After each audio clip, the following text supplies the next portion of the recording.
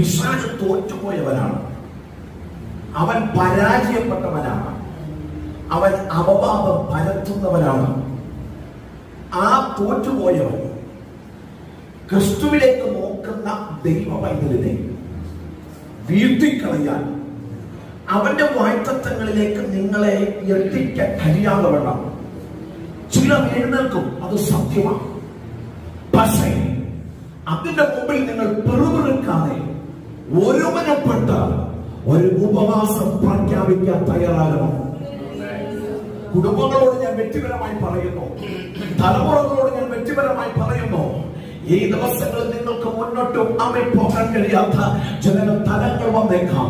ജോലി സ്ഥാനത്ത് ചിലർ പ്രതിസന്ധികൾ വന്നേക്കാം. ആത്മീയ മണ്ഡലത്തിൽ ചില പ്രതിസന്ധികൾ വന്നേക്കാം. ഇവിടെ പരിശുദ്ധാത്മ എന്താ പറയുന്നത്? അവർ ഒരുമിച്ച് കൂടി ഒരു ഉപവാസം പ്രഖ്യാപിച്ച് തമ്പുരാന്റെ പാദപീഠത്തിൽ ഇരുന്നു.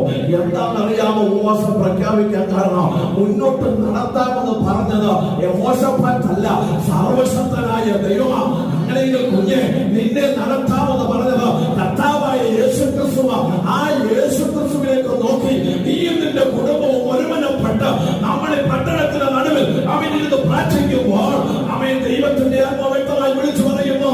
അവൻ പ്രാർത്ഥന കേൾക്കുന്ന ഒരു സർവശക്തനായ ദൈവം ഇതിന്റെ നടുവിലുണ്ട്. അത് തിരിച്ചറിയുന്ന ദൈവമക്കൾ ആ കരങ്ങളെ ഉയർത്തി ആ ദൈവത്തിന് മഹത്വം കൊടുക്കട്ടെ.